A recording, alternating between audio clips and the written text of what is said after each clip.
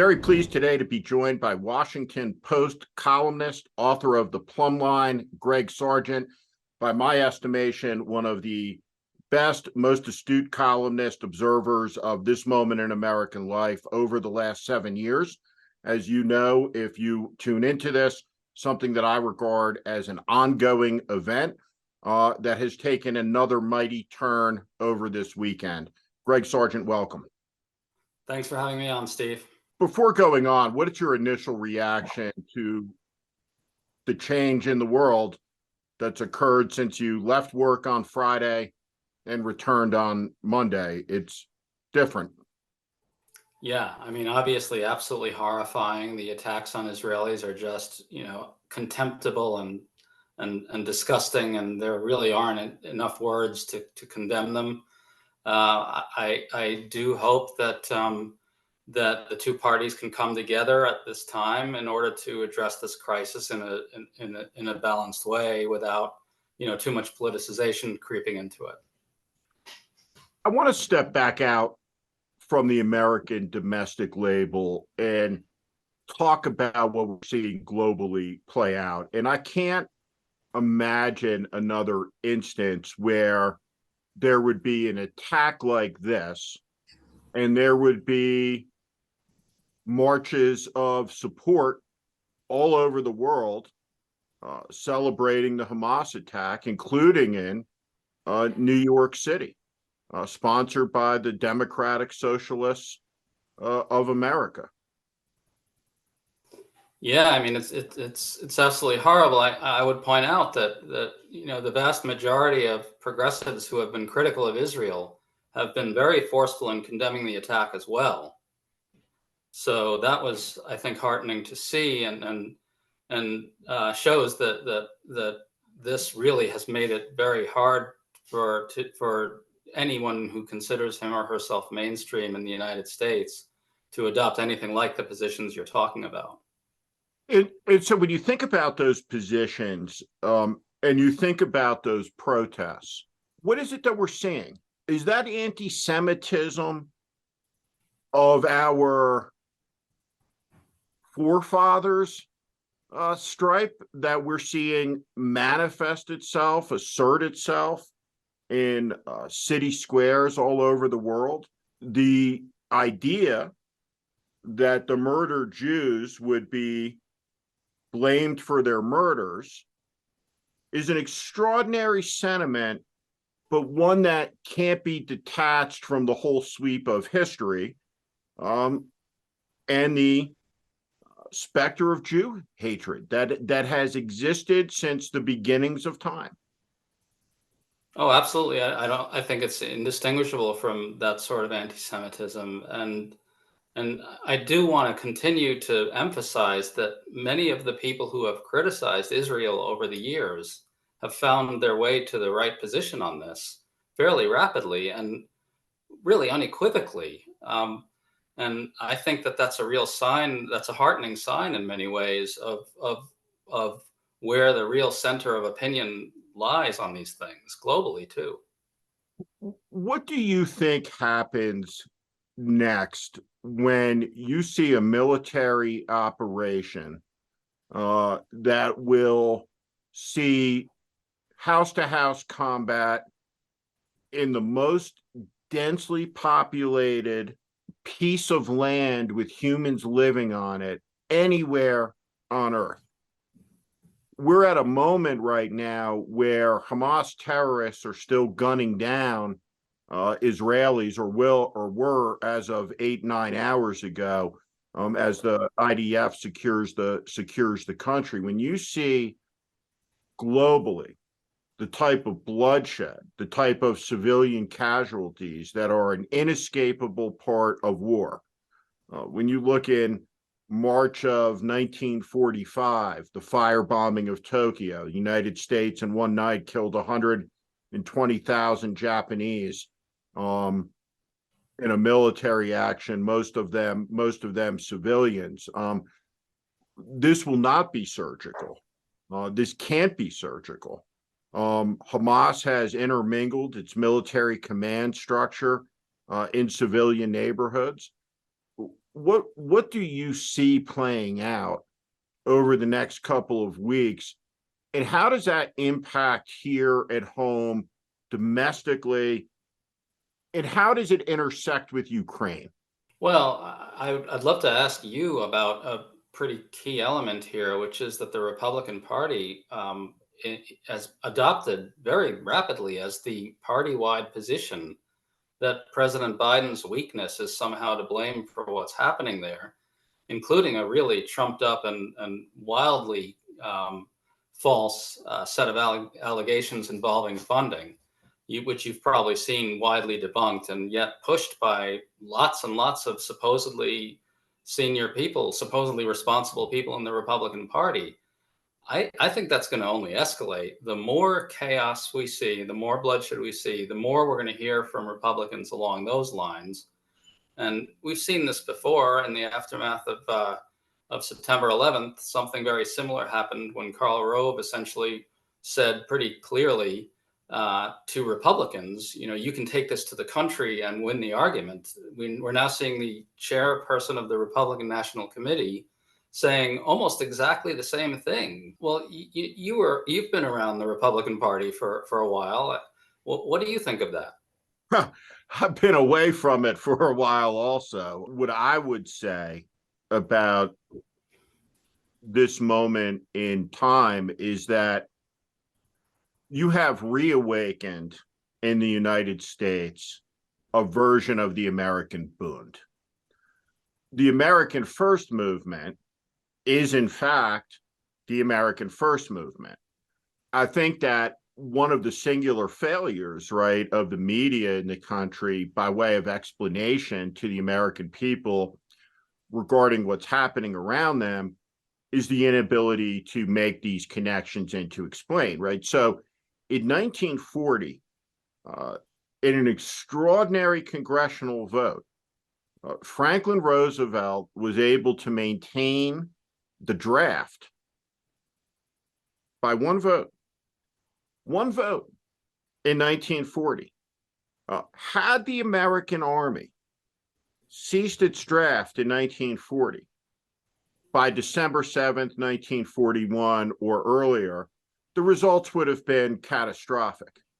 It means that the American Army wouldn't have been ready for a cross-channel invasion before at least 1946, if it was possible at all. So this is one of the most decisive votes that's ever taken place as a matter of voting in human history. And there is a broad amnesia in American history. If you say to your average American, Charles Lindbergh, and you find someone in the small percentage who has any recollection of who he is or knowledge of who he is, he'll be remembered as an aviator, not as a fascist, not as a Nazi, not as someone who was decorated by the Nazi government, who gave a speech on the eve of World War II attacking the Jews. And so we have seen that movement come back to life. It has an intellectual spine out of the Claremont Institute. It has a strategy. It has a plan. It has an agenda. It has a philosophy. It has a point of view. The second part about what you said is a fundamental one: chaos. Chaos as a means to an end, and in the moment, an end itself. Who benefits in the American election cycle from chaos? Is it Joe Biden? Is it the responsible governing party? Or is it the agent of chaos, the strongman candidate running on a platform of demagoguery like Adolf Hitler, who in 1932 came to power on a promise to stop the chaos that he had incited and ignited? And he did stop the chaos. There was no more chaos in German society 6 months after he took political power. And so that's what we're seeing. That's what we're looking at right in this moment, is a chaos movement with the intent to offer as a choice to the American people a chance to end the chaos by picking the people who have started it to lead the country. And Yeah, that has not typically turned out well wherever you see that scenario play out in history. I think you raised a really important point. Also, another important point with that parallel, which is the notion that that there's somehow a genuine streak of quote unquote isolationism behind the movement among Republicans against funding the Ukraine self-defense against Russian invasion. The idea that that's isolationist really misses the point. Um, it's I wouldn't say this about all Republicans who oppose funding for Ukraine, but there's certainly a caucus within that group of Republicans who seems okay with a Putin victory in the Ukraine-Russia conflict. And to call it isolationism, that's a mistake that many in the media make constantly. They've also made that same mistake about Trump. This is not isolationism. This is a situation where one country tried to devour another and is trying to literally erase the other country's nationhood. It's genocidal conquest. And so to oppose aiding Ukraine in some ways, there's no way to call that really an anti-war position that I can see. War is happening, right? Russia's waging violent conquest against a sovereign state and trying to essentially obliterate it. And so I really wish that we could get beyond calling this kind of, by the way, the same mistake was still applied back to the America First movement during World War II, as you know. Well, this is a movement of fellow travelers. They look at Vladimir Putin, they look at the revanchism, they look at the Christian orthodoxy from the church, they look at the hostility to the concepts of modern small L liberalism, small p pluralism, and they fetishize Vladimir Putin. And there is a fundamental misunderstanding that endangers all of us, that endangers the peace of the world. And it's very simply this: this war in Ukraine cannot expand for Russia beyond Ukraine's borders so long as Ukraine is winning that war. As soon as Ukraine is in a position where they stand on the edge of defeat, that war will spread beyond those borders. And so in this moment now, in Israel, you see a conflict zone that stretches from Iran across the Levant, now from southern Israel to the northern border with Lebanon, could be soon through Lebanon, across all of Syria to the southern border of Turkey. You have armed conflict in the Black Sea. You have troops on the border between Kosovo and Serbia, and you have a massive humanitarian crisis playing out in the armed conflict between Azerbaijan and Armenia, with the Russian sphere of influence being pushed, being rolled back in all of those places. But it's in the Middle East where the Russian-Iran axis with regard to Israel can be forward-leaning in this moment, has the ability to incite the type of chaos that lights the world on fire. And I think we're seeing that play out. Yeah, I mean, I think you asked a little bit earlier about what's the connection between what we're seeing unfold in Israel and what's going to happen with the Ukraine war.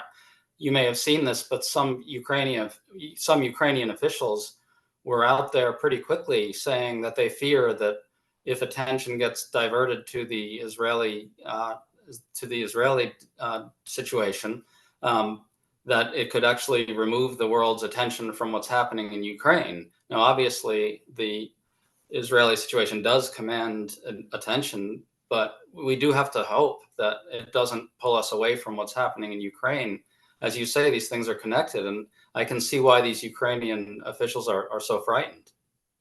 The other issue that's connected to this, of course, is Taiwan, as the world is watching and distracting, and the capacity of the United States in the Middle East, arming Ukraine, needs to maintain vigilance in the Pacific as well. But the world has taken a mighty step towards the type of chaos that people our age tended to once believe was a function of their parents' lifetime. That in the world where the Berlin Wall came down, where Francis Fukuyama posited that history had come to its functional end, we've been reminded that that's not the case at all over this weekend. And, the world grows ever more dangerous, I think. Yeah, I think there's no question. This is going to really call on President Biden to maybe summon up some communication skills that are not always in evidence, to put it gently. He's going to really have to explain to people that they can't fall into a type of despair about the chaos, as you're talking about, that leads them to think that the siren song of authoritarian strongmen is the way forward. He's got to reiterate the case for a rules-based order, and say that what we're seeing in both these places is connected in that sense. And I really hope that he does that. I think we haven't seen much of him in the past 24 to 48 hours, and I don't see how that can continue. Do you? I do not at all. It brings up two aspects, but I want to talk about the domestic politics aspect of this with you really quickly. And I want to say to our audience on the warning, who often ask me, what should I read? Where can I go? What opinions can I seek that will help explain and clarify? And let me be clear that this guy is one of those people, I think one of the most astute observers, somebody that I read, and when I get done reading, is one of the few people I'm like right on, spot on, right all the time, which means, we're either right together or wrong together on a bunch of this stuff. Probably I would wrong. love to hear your take on something that I saw this weekend, and I really watched it with my mouth hanging open on CNN. And it's an interview with a Republican congressman who represents one of the most Jewish districts in the country, who, by the voting record, has a moderate-ish, or as moderate as you can find in the Republican Party, Congressman Lawler from New York. And so he's on television, and he is emotional in this moment, right, of the terror attack, not as a congressman representing one of the most Jewish districts in the country, not as a Jew, so far as I could tell, but because Kevin McCarthy was deposed, and he really loves Kevin McCarthy. And so really quickly, right, the conversation spirals into, well, if we don't get my Kevin back into the speaker's role, somehow the right existence of the Jewish people, the state of Israel, right, American democracy is threatened. And I'm watching this. It's extraordinary. And then he says it was 8 Republicans and all the Democrats who were responsible for deposing Kevin. And I say, well, okay.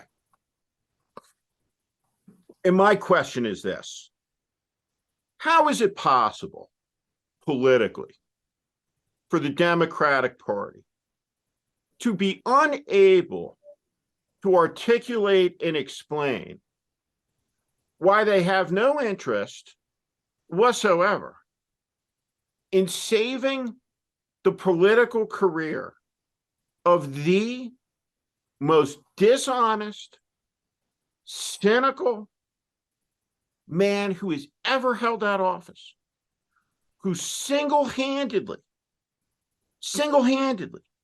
resuscitated the career of the seditionist president, and who is impeaching the current president in a kangaroo court process, and who has been involved in lying to the country thousands of times. It's a matter of politics. Explain how it is possible in your estimation, that you cannot communicate as an institution and an effective response to Lawler's victimization speech that played Okay. out on CNN? I've never seen anything like it.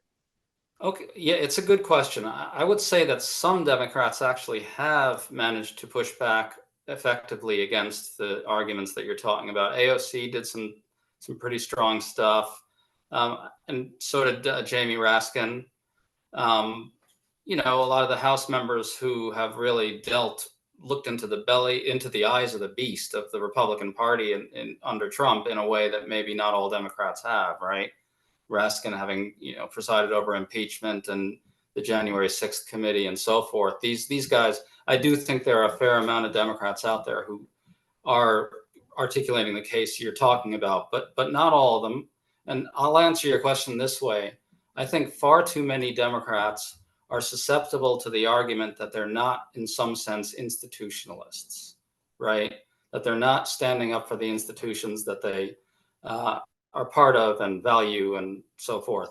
And so when a news commentator, whether it's a CNN type or a New York Times columnist or whoever, suggests that Democrats should step in and save McCarthy for the good of the country, their immediate instinct is to think, well, maybe there might be something to that. We can't be like them, right? But in this case, as you say, it's incredibly clear cut. The right thing to do on behalf of the country was to not save Kevin McCarthy. Kevin McCarthy has played a form of double dealing with Trump around the insurrection for years. He was literally threatened. His own life was threatened at one point during the attack on the Capitol, and Donald Trump reportedly was pretty happy about it, telling Kevin McCarthy, well, maybe you should have stolen the election from me, Kevin, and you wouldn't be facing these guys, the angry mob. Kevin McCarthy lied relentlessly about the January 6th committee, trying to delegitimize what was a perfectly good faith effort to have a bipartisan response to the greatest outbreak of political violence in modern times, right?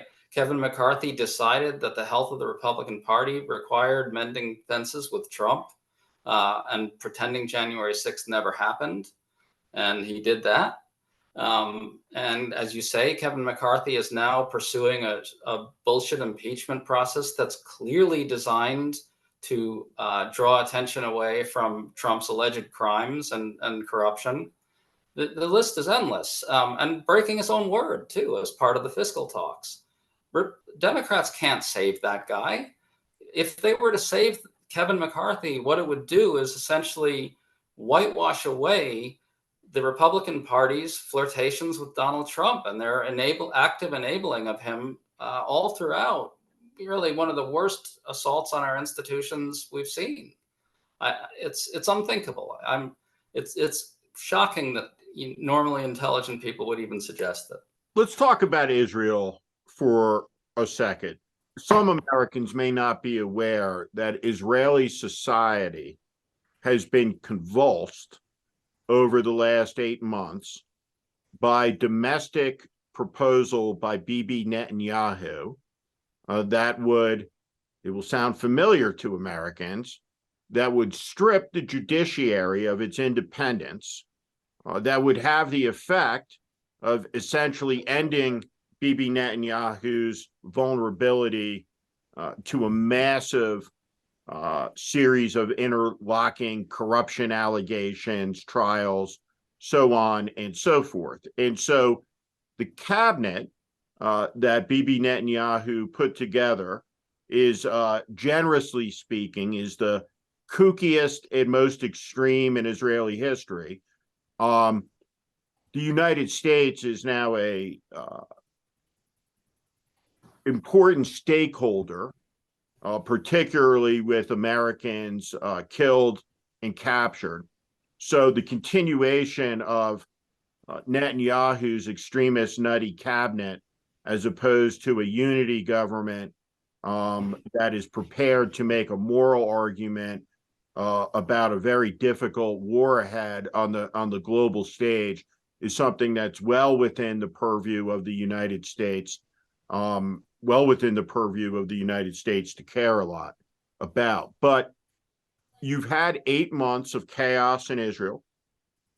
You had senior security officials say our national security in Israel has never been weaker.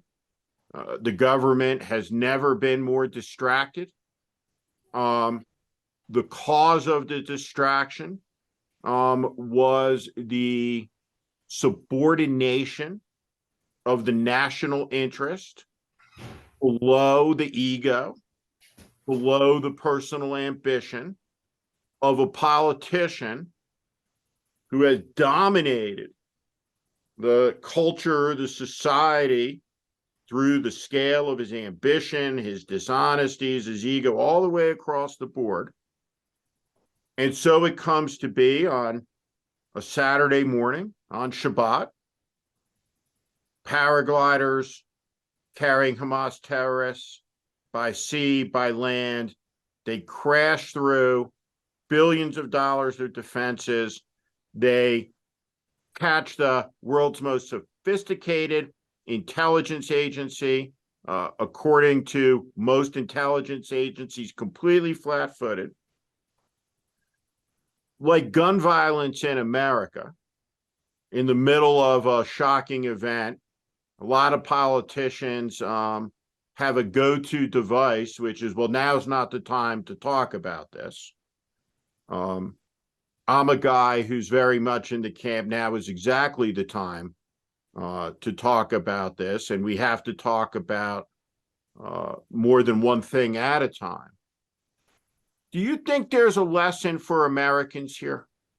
This is an attack that, if it had happened in the United States, would have killed 30,000 of us, brought on at the tail end of a period of unbelievable domestic instability caused by politics, caused by a man, a faction, caused by extremism.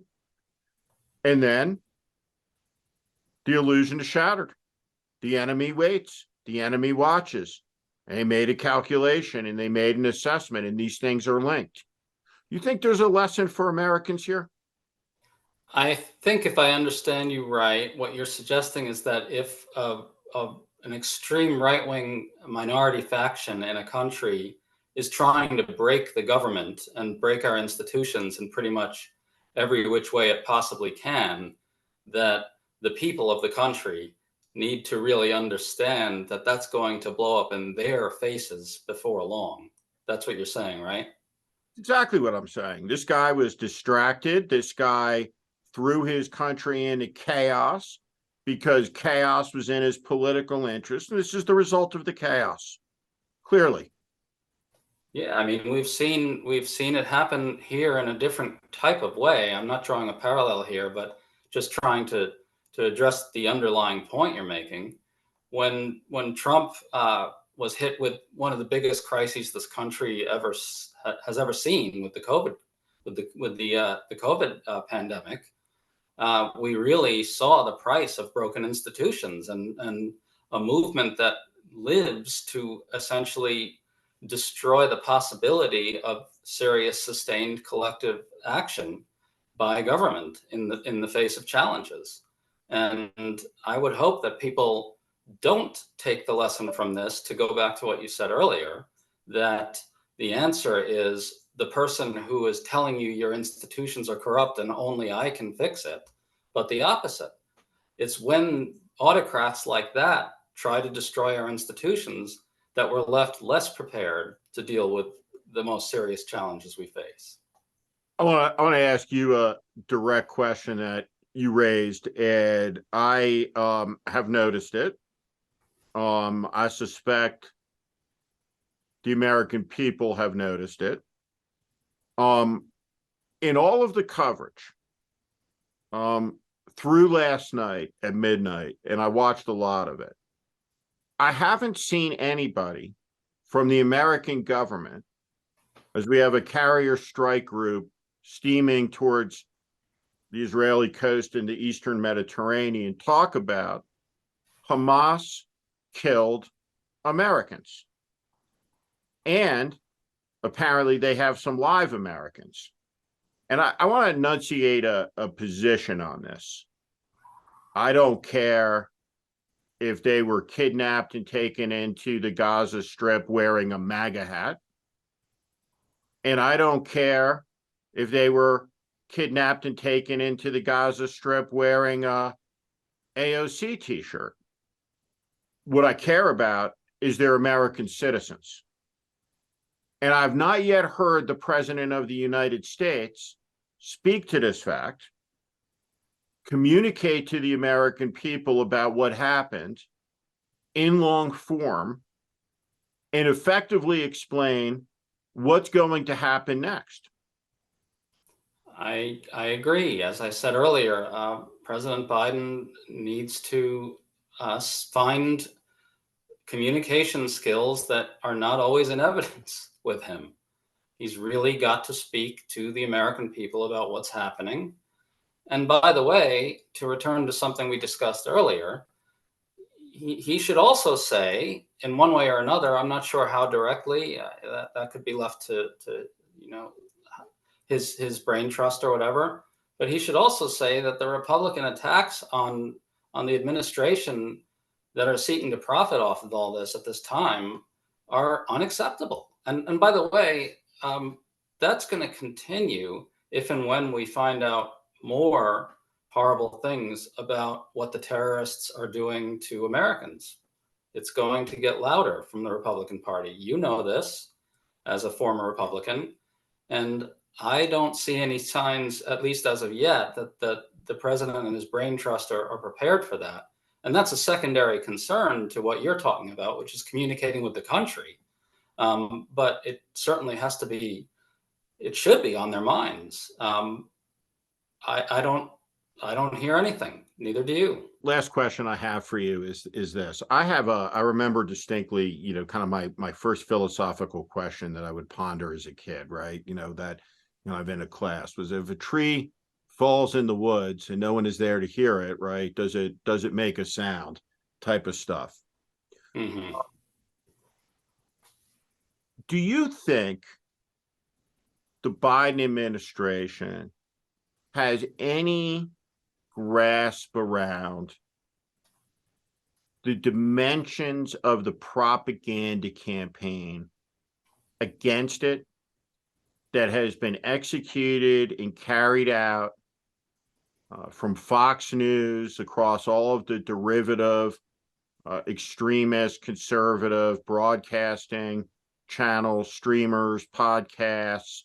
Do they have, in your estimation, through conversations, experience, proximity, talking to people, do they have any idea what it is that they have been facing and are facing? I remember the George Clooney movie, and I'm completely blanking on the name of it, about the nor'easter off of Massachusetts in the late 90s in the fishing boat. And the last scene is the 100-foot wave coming at the boat, which they won't survive. Do you think they have any appreciation for what they have sustained over this presidency with regard to that? I think the answer to that is complicated. And my sense is that, having talked to a lot of these people about these types of topics from time to time over the years, that there's a bit of a split approach, or a bit of a split in the understanding of the moment. When you look at how Biden steps forward to condemn attacks on democracy and condemn white supremacy and January 6th, you get a glimpse of somebody who clearly understands the nature of the threat, right? But then you turn around and suddenly President Biden is saying something like, "My friends on the other side of the aisle, I don't understand why they're doing this." as if that's going to communicate to anyone anything about what they're actually doing. And it sounds, when he talks like that he's essentially alluding to some sort of idealized former time when comity supposedly reigned, and you could shame Republicans into operating on behalf of the country and the public good in a bipartisan way, and to stop essentially lying all the time and propagandizing all the time, right? And so there's not enough in the Democratic Party as a whole of a real understanding that they are in an information war with the right. And I and a few of us, Brian Beutler formerly of Crooked Media, has his own Substack now, comes to mind, have been pushing them to engage these information wars with an understanding that they're up against a massive propaganda and disinformation network that really is immensely powerful and reaching millions and millions and millions of people, and is really sustained and nourished by the Republican Party on a mass scale. And I don't see that much of an indication, or really much at all of an indication, that they see it that way. We'll leave it there. One of the most astute political and global columnists, observing, explaining, writing about the events of our time, Greg Sargent, The Plumb Line, Washington Post. Real pleasure. Thank you. Thank you, Steve.